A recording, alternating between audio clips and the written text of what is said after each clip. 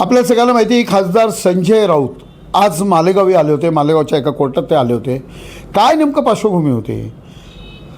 खासदार संजय राऊत यांनी जून 2023मध्ये नामदार दादाजी भुसे यांच्या संदर्भात एक बदनामीकारक वृत्त त्यांनी प्रसिद्ध केलं होतं दैनिक सामनामध्ये. त्या संदर्भात नामदार दादाजी भुसे यांनी त्यांना मालेगावचे ज्येष्ठ विधितज्ञ ॲडव्होकेट सुधीर अक्कर यांच्यामार्फत एक नोटीस पाठवली होती.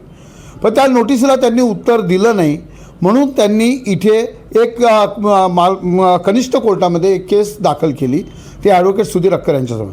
त्यामुळे मग त्या संदर्भात ते वरिष्ठ कोर्टात म्हणजे सेशन कोर्टात ते गेले आणि या सेशन कोर्टामध्ये मालेगावचे ज्येष्ठ विधितज्ञ ॲडव्होकेट वासिफ वकील हे नामदार दादाजी भुसे यांच्याकडून त्यांनी तिथे काय युक्तिवाद केला, नेमकं त्या सेशन कोर्टात काय झालं, ही केस पुढे हायकोर्टापर्यंत गेली किंवा कसं काय, नेमकं काय आणि काय म्हणून त्यांनी आज मग नेमकं अशी काय नामोशी ओढवली की त्यांना दिलगिरी व्यक्त करावी लागली, या संदर्भात सविस्तर माहिती आपण जाणून घेऊया मालेगावचे ज्येष्ठ विधितज्ञ ॲडव्होकेट वासिफ वकील यांच्याकडून.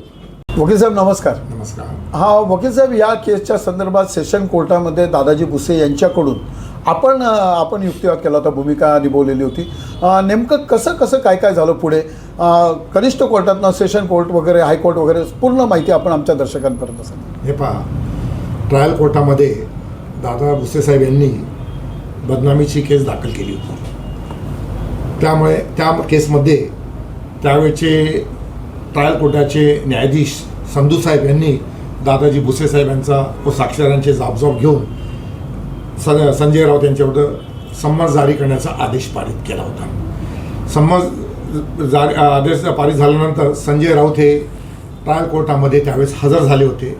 त्यांनी जामीन देखील दिला होता आणि त्यावेळचे जे ट्रायल कोर्टाचे न्यायाधीश संधू साहेब होते त्यांनी संजय राऊत साहेबांना सांगितलं होतं की तुम्ही माफी मागता का. त्यावेळेस संजय राऊत साहेबांनी संधू साहेबांच्या कोर्टात सांगितलं की मी माफी मागणार नाही. अच्छा, असं सांगितलं. त्याच्यानंतर संजय राऊत साहेबांनी जो संमत जारी करण्याचा आदेश ट्रायल कोर्टाने पारित केला होता त्याला आव्हान देण्यासाठी व तो आदेश रद्द करण्यासाठी सेशन कोर्टात 16/2024 क्रिमिनल रिव्हिजन दाखल केली होती. सुरुवातीला त्यांना दिलासा देखील सेशन कोर्टाने दिला होता आणि ट्रायल कोर्टाच्या संमत जारीच्या आदेशाला स्थगिती देखील दिलेली होती. त्याच्यानंतर मी दादा भुसे साहेबांनी मला त्या रिव्हिजनमध्ये त्यांच्या वतीने मला हजर केलं. त्यावेळेस मी हजर झाल्यानंतर त्या संजय राऊत यांच्या वकिलांनी एक बराच मोठा कागदपत्रांचा गठ्ठा सेशन कोर्टामध्ये दाखल करण्याचा प्रयत्न केला. त्यांचं म्हणणं असं होतं की ही जी मी जे आरोप केलेले हे आरोप अगोदरच प्रसिद्ध झालेले आहे, त्यामुळे दादा भुसे यांची कुठल्या प्रकारची बदनामी होत नाही.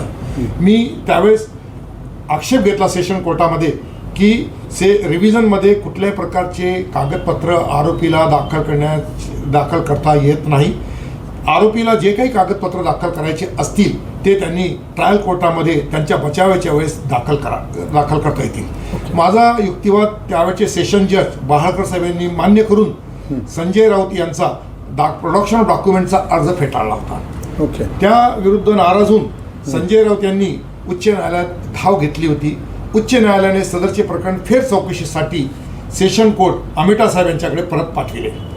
त्याच्यानंतर संजय राऊत साहेबांनी चे वकील यांनी एक अर्ज दिला की या रिव्हिजनचा निकाल लागे पावेत तो ट्रायल कोर्टाची पुढील प्रोसिडिंग हे तहकूब करण्यात यावी, स्थगित करण्यात यावी. त्याला मी जोरदार आक्षेप घेतला आणि माझा युक्तिवाद सेशन कोर्टाने मान्य करून ग्राह्य धरून संजय राऊत यांनी जो स्थगितीचा स्टेचा अर्ज दिला होता तो फेटाळण्यात आला होता. तो फेटाळण्यात आल्यामुळे संजय राऊत यांना कनिष्ठ कोर्टात प्रत्येक तारखेला हजर राहणे हे बंधनकारक होते. जर संजय राऊत यांचा स्थगिती आदेश जर कायम राहिला असता तर माझ्या मते तरी सहजासहजी संजय राऊत यांनी दिलगिरी व्यक्त केली नसती. परंतु संजय राऊत यांना स्थगितीचा अर्ज सेशन कोर्ट अमिटा साहेब यांनी फेटाळल्यामुळे ते प्रकरण कनिष्ठ कोर्टापुढे चालू असल्या कारणामुळे कनिष्ठ कोर्टापुढे दोन साक्षीदारांचे जाबजोब देखील झालेले होते आणि त्यांना प्रत्येक तारखेला हजर राहणे बंधनकारक झाले असल्या कारणामुळे संजय राऊत यांनी दिलगिरी व्यक्त केली आणि जर म्हणजे इथूनच कलाटणी मिळाली असं. हा इथूनच खरं की म्हणजे कलाटणी मिळाली. जर ते हजर राहिले नसते तर त्यांच्या विरुद्ध नॉन अवेलेबल वॉरंट, पकड वॉरंट निघाले असते. ओके. आणि मग माझ्या तरी मते संजय राऊत यांनी हे सर्व बघता त्यांनी दिलगिरी व्यक्त केली आणि नामदार मंत्री साहेब दादा म्हणजे त्यांच्या प्रकृतीला हे त्रासदायक झालं असतं प्रत्येक वेळेला. असं त्यांच्याच बोलण्यावरून आज हां, दिसतंय. मग संजय दादा भुसे साहेबांनी देखील ती दिलगिरी मोठ्या मनाने ॲक्सेप्ट केली. हां. त्यामुळे मग दादा भुसे साहेबांनी जी केस ट्रायल कोर्टामध्ये दाखल केली होती, संजय राऊत यांनी दिलगिरी व्यक्त केल्यामुळे ती काढून घेतली आणि मग संजय राऊत यांनी देखील आज त्यांची रिव्हिजन, क्रिमिनल रिव्हिजन ही सेशन कोर्टाकडून काढून घेतलेली आहे. जर स्थगिती आदेश जर त्यांचा कंटिन्यू राहिला असता तर मला तरी वाटतं सहजासहजी एवढी नरमाईची भूमिका संजय राऊत यांनी घेतली नसती. परंतु त्यांचा स्थगितीचा जो अर्ज होता तो सेशन कोर्टाने मोठी ऑर्डर करून फेटाळल्यामुळे त्यांना ट्रायल कोर्टामध्ये प्रत्येक तारखेला हजर राहणे बंधनकारक झालं असल्यामुळे त्यांनी, मला तरी वाटतं संजय राऊत यांनी ही नरमाईची भूमिका घेतलेली दिसते. अच्छा, शेवटी आज एकंदरीत त्या विषयावर आज पडदा पडला आणि हा विषय आज दोघांच्या. त्यामुळे भुसे साहेबांनी त्यांची केस त्यामुळे विड्रॉ केली आणि राऊत यांनी देखील त्यांची क्रिमिनल विड्रॉ करून टाकल्यामुळे या केस आता या मॅटरमध्ये मोठा एक पडदा पडलेला आहे. धन्यवाद. धन्यवाद. थँक्यू.